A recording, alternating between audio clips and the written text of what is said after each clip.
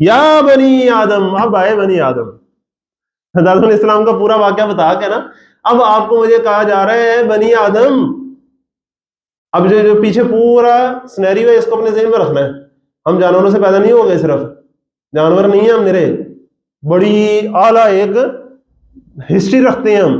یا بنی آدم قد انزلنا علیکم لباسا، یہ لباس کہاں سے آ گیا ادھر؟ بات تو سادی ہو رہی تھی قصہ میں ابلیس کی، درخت کی، باقی بیچ میں لباس کہاں سے آ گیا؟ یہ ہے جو پورا مورل لیسن اللہ تعالیٰ نکالنا چاہ رہا ہے. قد انزلنا علیکم لباسا، ہم نے نازل کیا ہے تم پر لباس. نازل کرنا کتنی ایک اعلیٰ چیز ہے. اب ذرا وہ سچویشن ذرا غور کریں، ارد گرد سے ہر طرف سے حملہ آور آپ پر حملہ آور ہو رہے ہیں، ٹھیک ہے نا؟ دشمن آپ پر چڑھ دوڑنے کے لیے آ رہا ہے، آگے سے پیچھے سے دائیں سے بائیں سے. اونلی پروٹیکشن کہاں سے آ سکتی ہے؟ غور کریں. اوپر سے اپنے ذہن میں نا یہ سین لے کر آئیں کہ ایک بندہ کھڑا ہے، اس کے چاروں طرف سے فوجیں اس پر چڑھ دوڑ رہی ہیں. اچانک سے آسمان سے ایک شیلڈ قلعہ نما اترتی ہے اور فوراً سے ٹھا کر کے، جس طرح ویڈیو گیمز وغیرہ میں آپ کہیں دیکھتے ہوں گے، ٹھیک ہے نا، وہ آگے اترتی ہے اور اس کو چاروں طرف سے گھیر لیتی ہے، محفوظ کر لیتی ہے، وہ ساری فوجیں بریک مارتی کہ یہ کیا ہو گیا. ایسے اللہ تعالیٰ نے تمہارے لیے نازل کیا لباس. شیطان چڑھ دوڑ رہا ہے تم پر اور اللہ تعالیٰ نے تمہیں نازل کیا لباس. نہ آگے سے نہ پیچھے سے نہ دائیں سے نہ بائیں سے، اوپر سے نازل ہوتا ہے نیچے اترتا. انزلنا علیکم لباسا، اور وہ کرتا کیا ہے؟ یواری سوآتکم، وہ تمہارے جسم کے قابل شرم حصے چھپاتا ہے. اور اس کا اصل جو مفہوم ہے میں نے بتایا نا آپ کو کہ ایسے حصے کہ جنہیں دیکھنا انسان کی فطرت میں مناسب نہیں ہے، دیکھ کے ایک اگلی لک کا ایک معاملہ انسان کا یہ کیا، اللہ تعالیٰ نے اسے کور اپ کرنے کے لیے تمہیں لباس دیا. وریشا، اور تمہارے جسم کے لیے حفاظت اور زینت اور خوبصورتی کا بھی ذریعہ ہے. وہ اندازہ کریں لباس جو ہے وہ صرف اس کا ایک کام نہیں ہے کہ تمہارے سطر کو ڈھانپے، بلکہ اضافی کام کیا ہے کہ تمہارے لیے زینت کا ذریعہ ہے، خوبصورتی کا ذریعہ ہے. تو اس کا مطلب کیا ہوا کہ ہمیں بھی جب لباس پہننا ہوتا ہے تو صرف اس لیے نہیں کہ صرف اور صرف ہمارا سطر ناپا جائے، وہ تو ہے ہی ہے ضروری. اور لباس کا آپ کو پتا نا کہ اتنا تنگ نہ ہو کہ جسم کے اعضاء نمایاں ہوں، اور اتنا باریک نہ ہو کہ اندر سے جسم ڈھلکے. یہ ساری چیزیں تو اپنی جگہ ہیں، لیکن خوبصورت ہونا بھی اچھی بات ہے، ڈیسنٹ ہونا بھی اچھی بات ہے، گڈ لکنگ ہونا بھی اچھی بات ہے. یہ کوئی بری بات نہیں بلکہ اچھی بات ہے. میں نے اس پر شاید پہلے ایک بات کبھی کی ہے کہ نہیں، کہ آپ صلی اللہ علیہ وسلم نے ایک شخص کو دیکھا تو وہ بالکل ذرا اجڑے سے چہرے اور حلیے میں تھے، بال کدھر جا رہے ہیں، کپڑے کدھر جا رہے ہیں، تو ان کو دور سے اشارہ کیا کہ ذرا صحیح ہوگا. وہ گئے اور ذرا کوئی نہ دو کے ذرا کنگھی کر کے کپڑے کر کے پہن کے جس بندہ آتا ہے ذرا اچھے سے من کرائے، تو آپ صلی اللہ علیہ وسلم نے ان کی طرف دیکھ کے مسکرا کے فرمایا کہ جو بھی پہلے تم ذرا ڈرونے شیطان بھرے ہوئے تھے اس سے آپ اچھے نہیں لگ رہے. تو انہوں نے کہا یا رسول اللہ صلی اللہ علیہ وسلم، اصل میں ایسی بات نہیں ہے کہ میرے پاس مال اسباب نہیں ہے، اصل میں نا میں اس پر زیادہ توجہ نہیں دیتا، میں ان چیزوں سے ذرا آزاد ہوں، بے نیاز قسم کا بندہ. آپ صلی اللہ علیہ وسلم نے ایسی بات نہیں، اللہ تعالیٰ نے اگر تمہیں نعمت دی ہے تو اس کا ظہور ہونا چاہیے، پتہ لگنا چاہیے کہ اللہ تعالیٰ نے تمہیں کچھ دیا ہے، یہ بھی شکر گزاری ہی کی ایک علامت ہے. تو انسان کا لباس جو ہے وہ بھی اچھا ہونا چاہیے، اور اس کے لیے لازمی نہیں کہ مہنگا ہو، صاف ستھرا ہو، پھٹ بھی جائے تو سی لے بندہ، تو مسئلہ نہیں. لیکن اللہ کا شکر ہے کہ ہم میں سے کم ہی ایسے لوگ ہیں کہ جن کو پھٹا ہوا لباس بھی پہننے کی ضرورت پیش آتی ہو، نہیں تو اللہ کا شکر ہے کہ اتنا ہم ابھی نیچے نہیں گئے. تو خوبصورت لگنا، اچھے لگنا یہ کوئی بری بات نہیں ہے. آگے دیکھیے وَلِبَاسُ التَّقْوَىٰ ذَلِكَ خَيْرٌ، اور تقویٰ کا لباس یہ ہے اصل بہتر. کیا مطلب ہے؟ ایک ہے ظاہری لباس اور ایک ہے اندرونی لباس. ذرا آپ اندازہ کریں کہ پوری مکی قرآن کی جتنی بھی صورتیں ہیں جہاں فحشی اور یعنی کا ذکر آئے گا، سب کچھ آئے گا، وہاں بالعموم لباس کا ذکر بڑا کم آئے گا. اور بالخصوص جو خواتین کے لباس سے متعلق بات ہے وہ تو مکی قرآن میں تقریباً نہ ہونے کے برابر ہے. جبکہ عام طور پر جب یہ موضوع بیان کیا جاتا ہے، کہیں لکھا ہو شرم و حیا، تو آپ کے ذہن میں آئے گا اچھا اتنے پردے کی گل ہونی ہے، اتنے برقعے کی گل ہونی ہے، اتنے دوپٹے کی گل ہونی ہے. وہ نہیں ہے، کوئی مسئلہ نہیں ہے قرآن میں ہے، ایسا نہیں ہے قرآن میں پردہ نہیں ہے، قرآن میں چیزیں نہیں ہیں. لیکن اس پورے کنٹیکسٹ کو سمجھیں، کیسے ترتیب سے چیزیں آتی چلی جاتی ہیں اور پھر اپنے مقام پہ اصل چیز آ کے ٹھہرتی ہے. مکی جو پورا قرآن ہے اس میں جتنی بھی احکامات آ رہے ہیں وہ مرد اور عورت دونوں کے لیے تقریباً یکساں احکامات آ رہے ہوتے ہیں. کیوں؟ بحیثیت انسان تو دونوں تقریباً یکساں ہیں. اس سے آگے کیا ہوتا ہے؟ معاشرتی جو نظام یا معاشرے کی بنیاد جب پڑتی ہے مدینے میں جا کے، تو وہ معاشرے کی بنیاد تو گھرانے پر ہے، اور گھرانے کے ادارے میں، گھر کے ادارے میں مرد اور عورت بالکل ایکول ریسپانسبلٹیز کے تو نہیں ہو سکتے، وہاں دونوں کے لیے پھر ڈفرنس آ جائے گا ہمارے سامنے. سورۃ نور میں، سورۃ احزاب میں، دونوں مدنی صورتیں، وہاں ڈفرنس آ جائے گا. لیکن ابھی بحیثیت انسان ہمیں فیل کیا آنی چاہیے، ہمارا بیہیویئر کیسا ہونا چاہیے، اس کے بارے میں بڑا ایک بہترین بیک گراؤنڈ یہاں سیٹ کیا جا رہا ہے. تو اس حوالے سے اگر آپ دیکھیں تو لباس کے معاملہ دو ہو گئے. ایک تو ہے نا اس کا ظاہری معاملہ کہ اتنا تنگ نہیں ہے، اتنا چست نہیں ہے، اتنا باریک نہیں ہے، اتنا کم نہیں ہے، بات سمجھ رہے ہیں نا، یہ ساری چیزیں آپ نے دھیان کی. ایک ہے لباس تقویٰ، تقویٰ کا لباس. یہ نہ ہو تو ظاہری لباس پھر کسی کام کا نہیں ہے. یہ اصل بات، اللہ تعالیٰ ہمیں اس سے بچائے. آج داڑھیوں والے، برقعوں والیاں، وہ بھی فتنے سے خالی نہیں ہیں. جب دل نہ ہو صحیح تو پھر کام بڑے خراب ہوتے ہیں، پھر بڑے خراب، پھر الٹا ہم ان چیزوں کو بھی بدنام کر رہے ہوتے ہیں. ویکھے نے داڑھی والے بھی، ویکھے نے برقعے والیاں بھی، پھر یہ باتیں سننے کو ملتی ہیں. الٹا ہم پھر دین کی بدنامی کا باعث بن رہے ہوتے ہیں. اللہ تعالیٰ ہمارے دلوں کو پاک فرمائے. یہ اصل عشق پر اعمال کی بنیاد رکھتا ہے. دل پاک ہوتا ہے تو باقی چیزوں کی پاکیزگی میٹر کرتی ہے. اللہ تعالیٰ ہمیں اس کی توفیق عطا فرمائے. لیکن جیسا کہ میں پچھلی دفعہ بھی آپ کو بات کہی تھی کہ دین کے جتنے بھی ہم نے اجتماعی نظام کرنے ہیں اس میں بنیادی سب سے چیز کیا تھی؟ اعتدال اور توازن، بیلنس. یاد آ گیا پچھلی دفعہ کا لیکچر؟ اب اس چیز میں بھی ظاہر اور باطن میں بھی توازن. یہ معاملہ ٹھیک نہیں کہ ظاہر پر تو پوری توجہ ہو لیکن اندر سے خیالات جو ہیں وہ ناپاک ہوں بندے کے، یہ مناسب بھی نہیں ہے. اور یہ بھی نہیں مناسب کہ بندہ کہ پردہ تو اصل میں دل کا ہوتا ہے، اس پردے میں کیا رکھا ہے، اصل میں تو پردہ دل کا ہوتا ہے، باقی باہر پردہ ہونا ہو نہیں. یہ والا طریقہ نہیں صحیح ہوتا. تو بیلنس کے ساتھ، اعتدال کے ساتھ چلنے کی ضرورت ہے. اللہ تعالیٰ ہمیں اس کی توفیق عطا فرمائے. تو لباس التقویٰ ذالک خیر، ذالک من آیات اللہ، یہ اللہ کی نشانیوں میں سے ہے. اللہ تعالیٰ نے جو تمہیں لباس دیا نا، یہ اللہ تعالیٰ کی نشانیوں میں سے ہے، اللہ تعالیٰ کی آیات میں سے ہے. اور ابھی شروع میں ہم نے کیا پڑھا تھا، یاد آیا؟ اللہ تعالیٰ کی آیات کے ساتھ ظلم کرتے ہیں. اب اللہ تعالیٰ کی آیات میں سے ہے یہ لباس، تو لباس کے ساتھ ظلم کرنا، یعنی امیجن کیا مطلب ہے اس بات؟ لباس کے ساتھ زیادتی نہ کی جائے. یہ اللہ تعالیٰ کی یہ خاص نعمت ہے انسان کو، اللہ تعالیٰ کی نشانی ہے. اسے دیکھ کے انسان کو اللہ یاد آنا چاہیے. جب ہم کسی جانور کو دیکھیں اس کا لباس نہ ہو، جب کسی انسان کو دیکھیں لباس ہو، تو اسے ہر وقت یاد رہنا چاہیے کہ انسان بڑی اعلیٰ چیز ہے، جس کو یاد آنا چاہیے اسے. ذالک من آیات اللہ لعلہم یذکرون، شاید کہ لوگ نصیحت پکڑیں، غور و فکر کریں، سوچیں سمجھیں. یا بنی آدم، اے بنی آدم، لا یفتننکم الشیطان. ہم ذرا اندازہ کریں، پیار کا انداز ہے. لا یفتننکم الشیطان، کہیں تمہیں شیطان فتنے میں مبتلا نہ کر دے. کما اخرج ابویکم من الجنہ، جیسے اس نے تمہارے والدین کو جنت سے نکلوایا. آپ کو مجھے اللہ تعالیٰ کیا بتا رہے ہیں؟ تمہارے کہتے ہیں نا ساڈا خاندانی دشمن. کسی دشمنی کو بہت بڑا جب بیان کرنا ہو تو کیا کہتے ہیں؟ اے ساڈا خاندانی دشمن، انہیں ساڑے پیو نے لنچ کیتا، اسی انہوں چھڑا گے نہیں. ایک فیلنگ آتی ہے. اللہ تعالیٰ ہمارے اندر شیطان کی دشمنی کیسے ابھار رہے ہیں، ذرا غور کریں. دیکھنا شیطان تمہیں فتنے میں مبتلا نہ کر دے. اے تاڑا خاندانی دشمنا، اس نے تمہارے ابا و اجداد سے دشمنی کی تھی.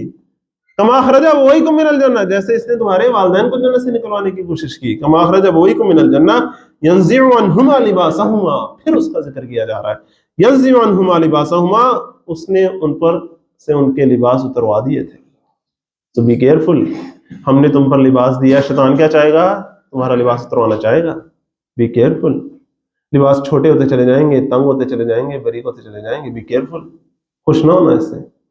ینزع عنہما لباسہما لیریہما سوآتہما، تاکہ ان دونوں کو ان کی شرم گاہیں دکھا دے. وہی تمہارے ساتھ کرے گا، برائی کو اچھا کر کے تمہارے سامنے پریزنٹ کرے گا. انہ یراکم ہوا وقبیلہ من حیث لا ترونہم، بے شک وہ اور اس کے ساتھی وہ تمہیں ایسی جگہ سے دیکھتے ہیں جہاں سے تم انہیں نہیں دیکھ سکتے. وہ تمہیں مانیٹر کرتے ہیں، چھپ کے بیٹھا نا ہاتھ لگا کر، وہ تمہیں غور کر رہا ہے اور تم نہیں اسے دیکھ سکتے. جب کوئی بندہ چھپ کے کسی کی ویٹ کر رہا ہو حملہ کرنے کا تو وہ تو دیکھ سکتا ہے نا، لیکن جس پر حملہ کرنا ہو تو نہیں دیکھ سکتا اسے. یہ پوری فیلنگ ہے، وہ تم پر ایسے حملہ آور ہونے کے لیے پلاننگ کرتے ہیں. آگے دیکھیے، انا جعلنا الشیاطین اولیاء، لیکن پریشان نہیں ہونا.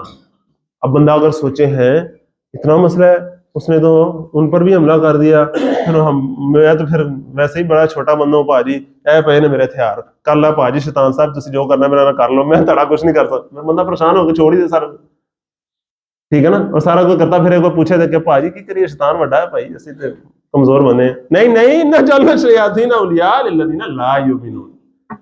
بے شک ہم نے شیطان کو سرپرست بنا دیا ہے، شیطانوں کو سرپرست بنا دیا ان لوگوں کا جو ایمان نہیں لاتے. تم ایمان لاؤ تو پھر شیطان تمہارے اوپر کوئی سرپرستی نہیں پا سکے گا. یاد ہے اور کئی مقامات پر جب قصہ ابلیس آتا ہے تو کیا آتا ہے؟ ان عبادی لیس لک علیہم سلطان. جب شیطان نے اللہ تعالیٰ سے مہلت مانگی نا تو اللہ تعالیٰ نے باقاعدہ ایکسیپشن دی کہ ان عبادی لیس لک علیہم سلطان، میرے بندے ان پر تمہارا کوئی زور نہیں چلے گا. اس کا دوسرا مطلب کیا ہے؟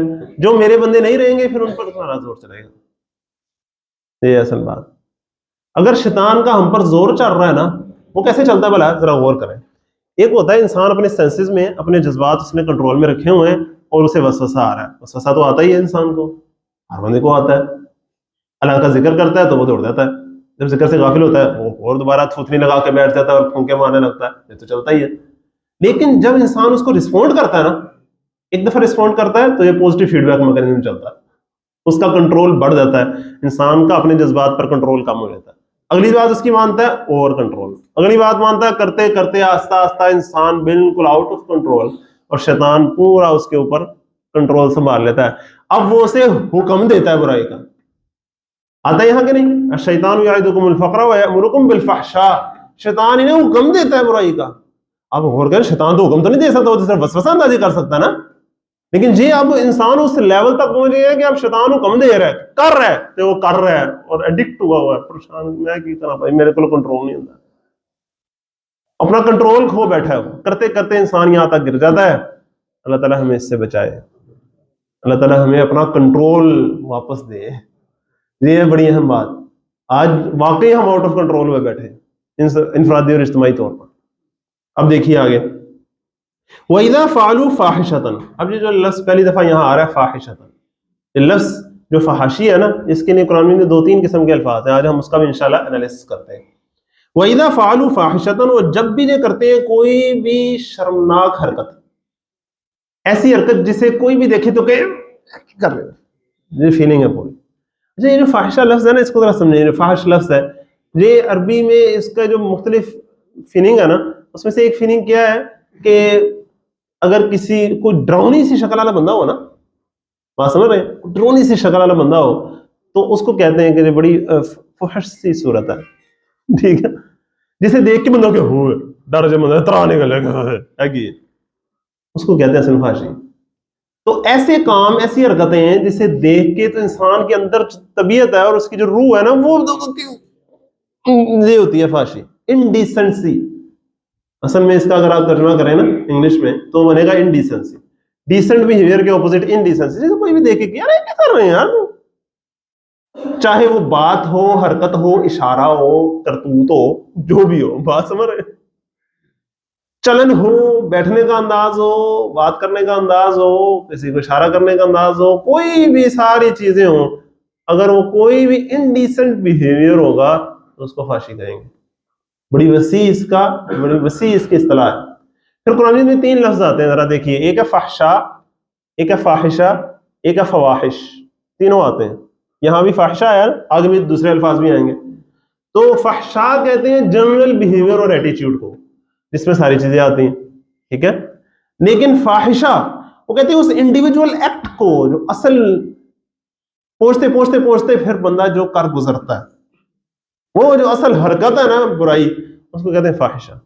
ابھی حرکت انڈیویجول ایکٹ، اور فواحش جو ہے وہ ان کی جمع ہے جس میں یہ دونوں چیزیں آ جاتی ہیں. اب دیکھیے، وَإِذَا فَعَلُوا فَاحِشَةً، جب کرتے ہیں کوئی شرمناک کام، قالوا تو کہتے ہیں وَجَدْنَا عَلَيْهَا آبَاءَنَا، ہم نے اپنے باپ دادا کو اسی طریقے پر پایا.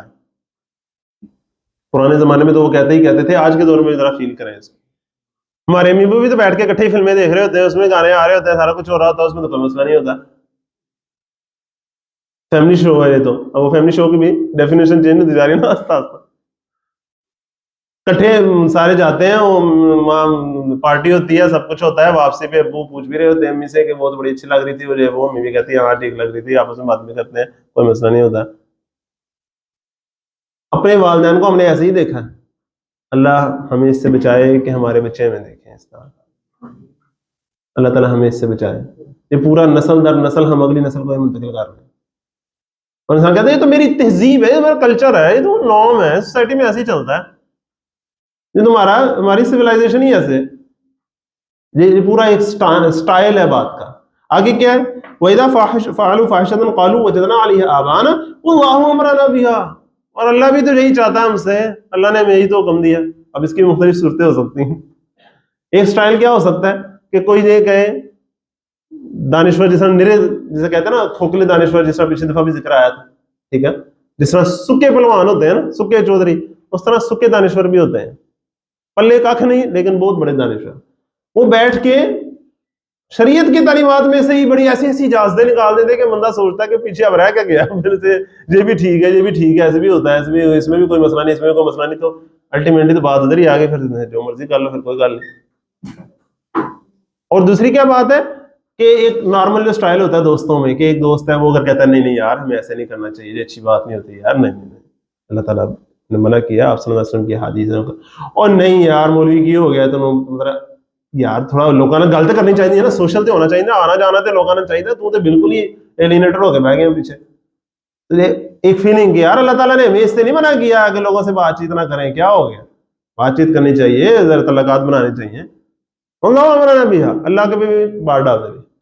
اور آگے دیکھیں واللہ امرنا بہا کے آگے قل، ان سے کہیے ان اللہ لا یامر بالفحشاء، بے شک اللہ فحاشی کا حکم نہیں دیتا، اللہ بری باتوں کا حکم نہیں دیتا۔ اتقولون علی اللہ ما لا تعلمون، کیا تم اللہ کے بارے میں وہ باتیں کہہ رہے ہو جن کا تمہیں کچھ پتہ نہیں ہے؟ قل، ان سے کہیے امر ربی بالقسط، میرے رب نے تو حکم دیا ہے قسط کا، انصاف کا۔ بات فحاشی کی آ رہی تھی، انصاف بیچ میں کہاں سے آ گیا؟ ذرا غور کریں، قرآن کی سینس کو ذرا غور کریں۔ کہا تھا نا کیسی جامعیت ہوتی ہے قرآن جب کسی بات کو بیان کرتا ہے۔ ایک ہے نا میں اپنے سے بیان کروں، 4-5 نقطے بیچ میں لے کے آؤں، ایک قرآن کیسے بیان کر رہا ہے۔ اس لیے آج آپ غور کریں کہ میں بجائے اس کے کہ صرف ایک آدھی آیت کا حوالہ دے کے آگے نکلوں، میں کوشش کر رہا ہوں کہ پورا ایک کنٹینیوٹی میں ہوں قرآن کے سینس کو سمجھیں کہ وہ کسی موضوع کو ہمارے سامنے کیسے لے کے آتا ہے۔ بات اس نے لباس کی کرنی تھی قرآن نے، ایسا ہی ہے نا، بات کہاں سے شروع کی؟ کس آدم ابلیس سے۔ یہ ہے قرآن کا سٹائل، ایسا سٹائل کسی کا ہو سکتا؟ اور اب لباس سے آگے فحاشی کی طرف جا گئے، اور اب وہاں سے ان کے جو جھوٹے بہانے ہیں ان کا توڑ کرتے ہوئے کدھر آگے؟ انصاف پر۔ قل، ان سے کہیے ہمارا ربی بالقسط، میرے رب نے تو انصاف کا حکم دیا ہے۔ اب یہ جو ظلم اور ناانصافی اور فحاشی، ان دونوں کا بھی بڑا گہرا تعلق ہے۔ فحاشی بہت بڑا ظلم ہوتی ہے، اگلی نسل پر ظلم ہوتا ہے، اور ظلم بہت بڑی فحاشی ہوتی ہے۔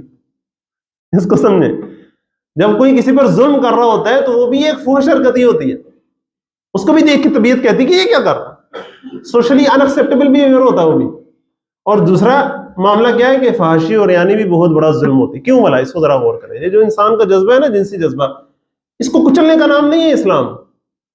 اسلام کس چیز کا نام ہے کہ اس کے اندر انارکی نہ ہو، اس کے اندر ایک ریگولیشن ہو، اور میاں اور بیوی کے درمیان یہ پوری طرح بانڈ بن جائے، اس رشتے کے ذریعے پوری طرح ڈیپینڈنٹ ہوں میاں بیوی ایک دوسرے کے۔ لہٰذا کوئی ایسا طریقہ پسندیدہ نہیں ہے جس میں میاں اور بیوی ایک دوسرے سے انڈیپینڈنٹ فیل کر رہے ہوں۔ آقلانہ کافی اشاراست، وہاں سمجھ رہے ہیں؟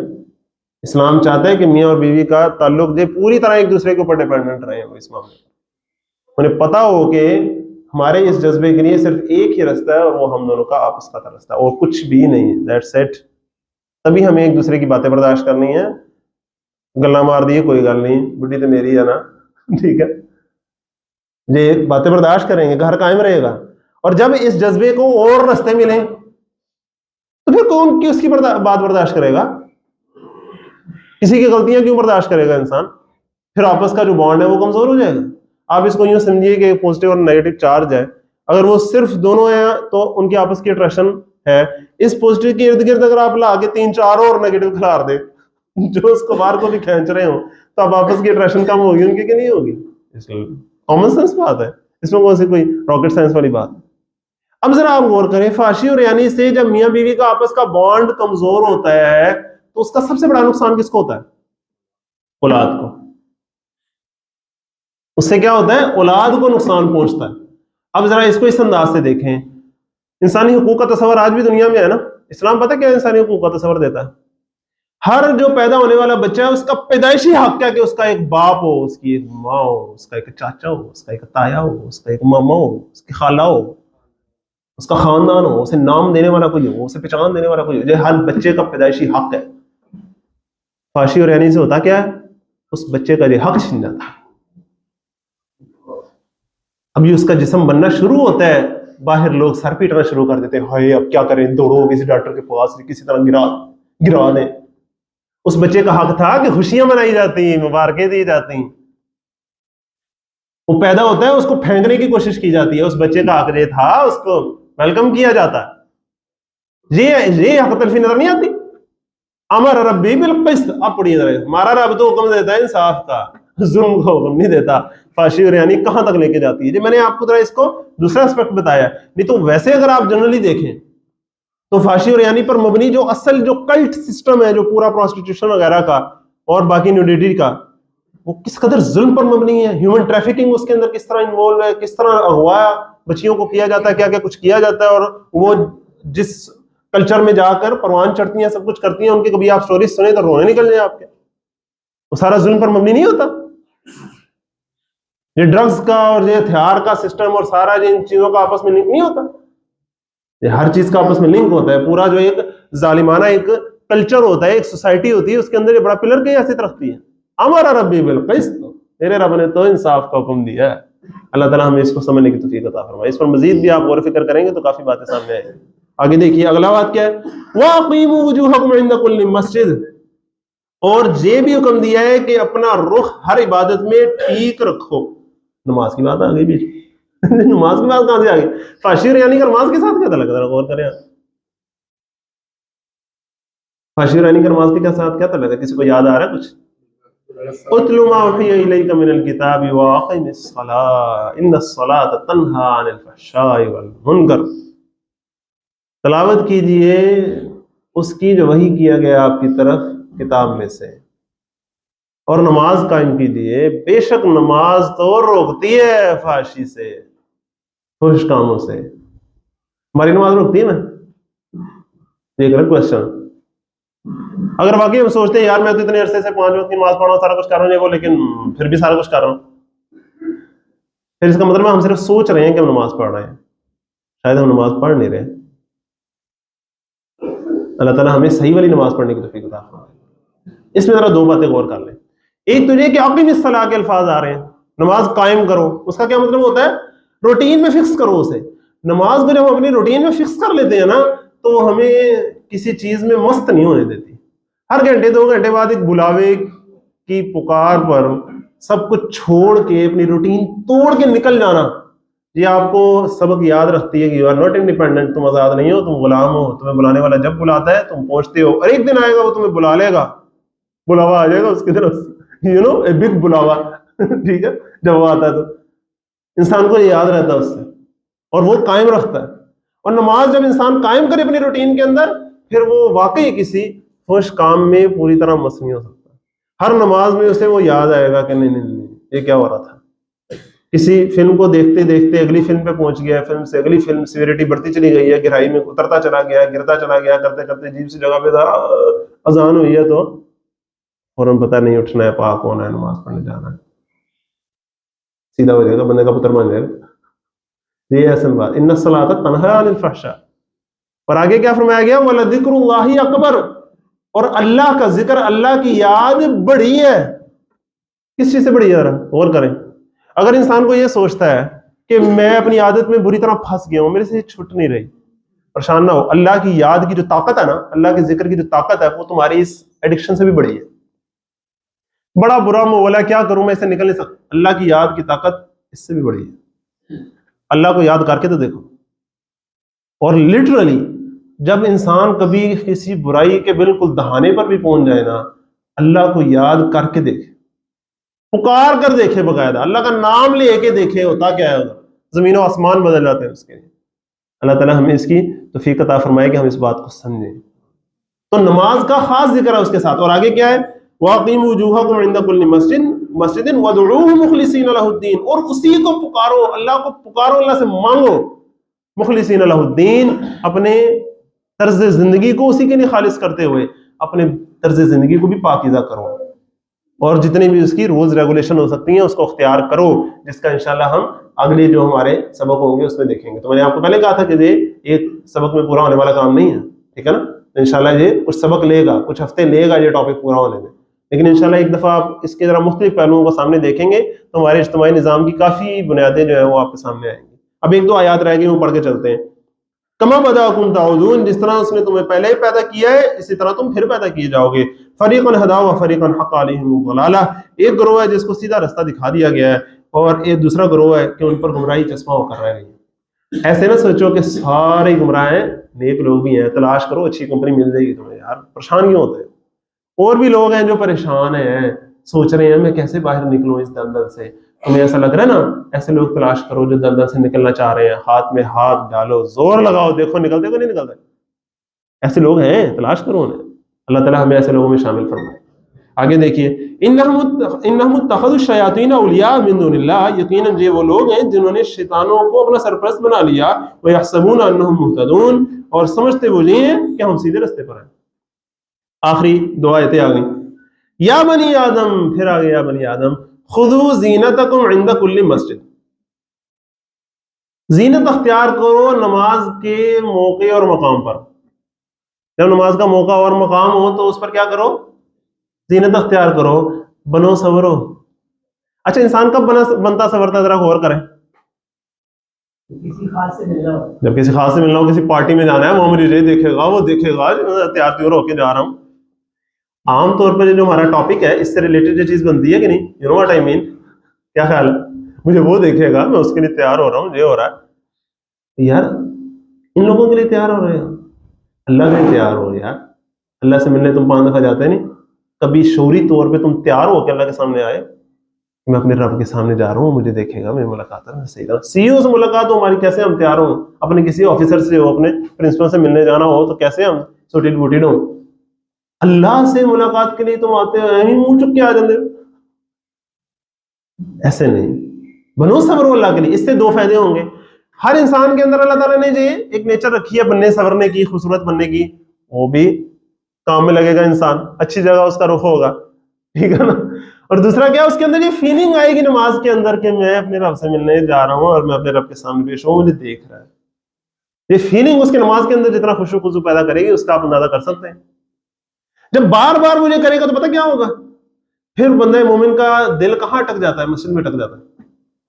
پھر اسے نماز سے باہر بھی یہ فیل آتی رہے گی کہ اللہ مجھے دیکھ رہا ہے. اب اسے ہر موقع پر ہی کسی پارٹی میں بھی جائے گا نا تو اسے یہ نہیں ہوگا وہ مجھے دیکھ رہا ہے کہ نہیں دیکھ رہا، اسے ہوگا اللہ مجھے دیکھ رہا ہے. اور اللہ صرف میرے جسم کو نہیں دیکھ رہا، اللہ میری روح کو بھی دیکھ رہا ہے، اللہ میرے خیالات کو بھی دیکھ رہا ہے. جو مجھے یہ خیال آ رہا ہے نا، نہیں اللہ دیکھ رہا ہے، یار کیا خیال ہے. ٹھیک ہے، پھر اپنے خیالات کا خود جائزہ لے گا اور اپنے خود پاکیزگی کرنے کی کوشش میں لگ جائے گا. اللہ تعالیٰ ہمیں اس کی توفیق عطا فرمائے. تو نماز کے موقع اور مقام پر بنو صبرو. آگے کیا ہے؟ وَكُلُوا وَاشْرَبُوا وَلَا تُسْرِفُوا، اور کھاؤ پیو. اب یہ کھاؤ پیو کا اس موضوع سے کیا آ گیا یار؟ ذرا غور کریں. عام طور پہ ہم کھاؤ پیو جب اکٹھا کہتے ہیں تو تیسرا لفظ کیا ہوتا ہے؟ کھاؤ پیو موج کرو، کھاؤ پیو عیش کرو، ہے نا. اللہ تعالیٰ کہہ رہے ہیں یہ نہیں میں چاہتا. اللہ تعالیٰ یہ نہیں چاہتے کہ تم جو ہے وہ بالکل ہی زندگی کے سارے جو عیش ویش رہتا ہے اسے دفع کر دو اور بالکل یہ عجیب سی زندگی گزارو. نہیں یار، کھاؤ پیو انجوائے کرو. فحشی اور ریانی سے دور رہنے کا مطلب یہ نہیں ہے کہ تم انجوائمنٹ ہی چھوڑ دو. انجوائے کرو. اللہ تعالیٰ نے جو تمہیں حلال طریقے رستے دیے ہیں اس پر انجوائے کرو. اب ذرا وہ آیات ذہن میں لے کر آئے. والذین هم لفروجہم حافظون الا علی ازواجہم، وہ جو اپنی شرمگاہوں کی حفاظت کرتے ہیں سوائے اپنی بیویوں کے، اپنے اسپاؤزز کے. تو اسپاؤز ریلیشن شپ جو ہے وہ اچھا ہونا چاہیے. فحشی اور ریانی سے جو شخص بچنا چاہتا ہے اسے چاہیے کہ اسپاؤز ریلیشن بہتر کرے، زوجین کا آپس کا تعلق بہتر کرے.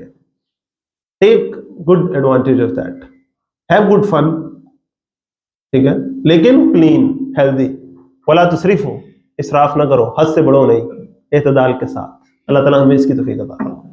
وکلوا واشربوا ولا تسرفوا.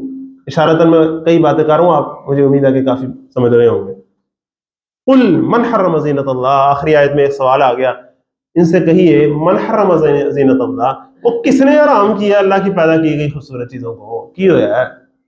یہاں شرم و حیا کی بات ہو رہی ہے، اس کا مطلب یہ نہیں ہو رہا کہ بنو سور ہونا، فیشن نہ کرو، ڈیکوریٹ نہ ہو، میک اپ نہ کرو. نہیں، یہ باتیں نہیں ہو رہی. یہاں خوبصورت نہ لگو، نہیں، یہ باتیں نہیں ہو رہی. بنو صبرو، لیکن ان کے لیے نہیں، اس کے لیے. بنو صبرو لیکن اوروں کے لیے نہیں، اپنی بیوی کے لیے، اپنے شوہر کے لیے، اپنے شوہر اپنی بیوی کے لیے بالکل ترکے ہو کے ایک دوسرے کے پاس جائے بندہ، اور باہر پارٹیوں میں جانا ہے تو پورے، یہ کون سا سٹائل ہے؟ یہ انداز ٹھیک نہیں ہے۔ میکسیمم جو بندہ تیار ہو وہ اپنے اسپاؤس کے لیے ہو، اللہ کے لیے ہو، یہ اصل بات، اللہ کے نام پر جو رشتہ حلال کیا اس کے لیے ہو۔ دیکھیں نا کنٹرول آتا کہ نہیں آتا پھر؟ اللہ تعالیٰ ہمیں اس کی توفیق عطا فرمائے۔ اور قل من حرم زینت اللہ، وہ کس نے منع کیا اللہ کی خوبصورتی کو؟